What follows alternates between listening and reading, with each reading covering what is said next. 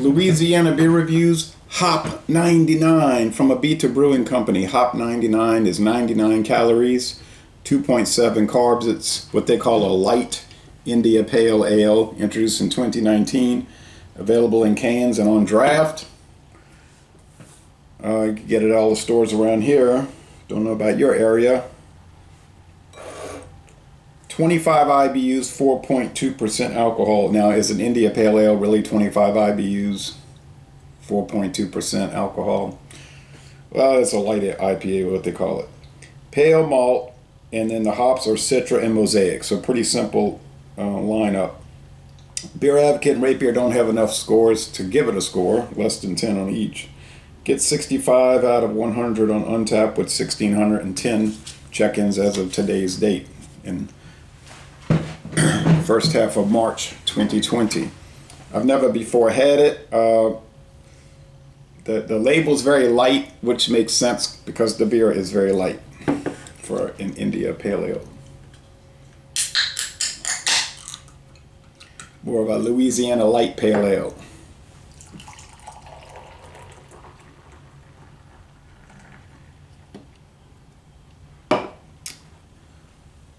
Thick, slightly off-white head, and the appearance is pale straw, I guess.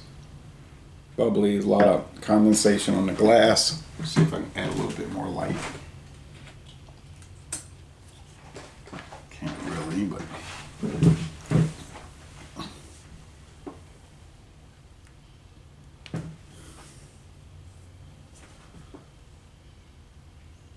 just some bubble streams. I don't see any sediment. All right. Go with the aroma here at 8:10 a.m. Citrusy hops. Spicy citrusy hops, actually. Kind of like a spritz. Like you get with Sprite or 7-Up, like that citrus note in the nose. And some very light white bread crust, white bread. Taste. First thing, the body is very thin. Little bit of hop resin, fruit, like citrus fruit, white bread crust, little sugar. Nice lacing on the glass around. Thin, but there. And a crisp finish. Yeah, it's everything about it is light. Came on the market in 2019. I think it might have only been canned starting in 2020 though, but could be wrong. When we think of light lagers like Old Milwaukee Light, Coors Light, Bud Light, Miller Light, Schaefer Light, etc. They're like this in the sense that the body's thin and you get a very, very pale malt character. Of course, those use mostly a corn derivative adjunct. This doesn't use adjunct.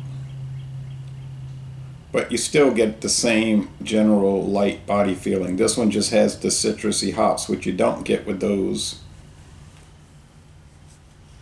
Pabst Special Light, Stroh's Light, and all that. You don't get that. I'm not saying this is necessarily better than those, it's just different. Now, when you consider price, it's way worse, right? Because this is not going to be that level. I mean, I can get Keystone Light, $7.99 for a 15-pack. You wouldn't ever see this for that price. But this has a little bit, maybe a little bit more developed flavor than that. A little bit more interesting flavor than that. You got to take that into account. So if you, for some reason, want to drink a very light-bodied beer with relatively higher flavor in a light-bodied beer, thin beer, this could be one to pick. Is there anything wrong or off-putting or aberrant about it? No. I guess the style itself is aberrant, but there's no badness with it. So I mean, I wouldn't drink it because I don't drink light beers. They're just too thin and dull to me.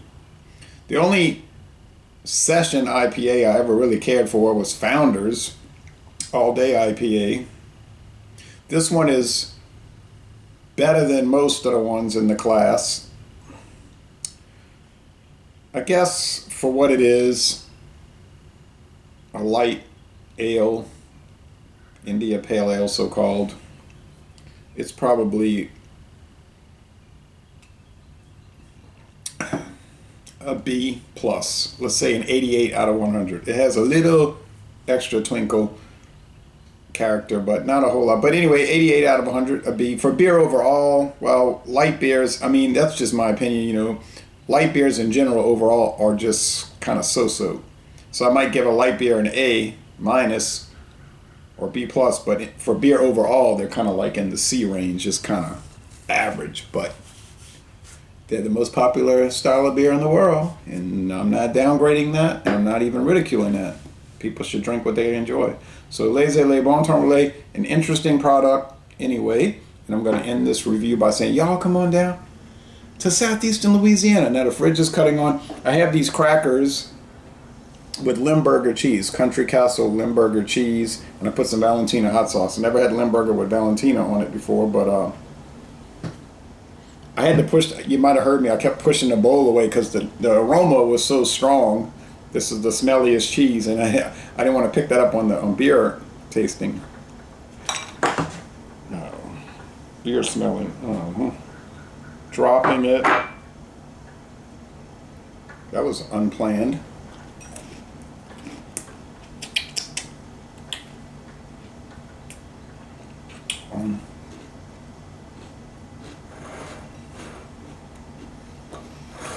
Tastes good, you know, but it's a strong flavor.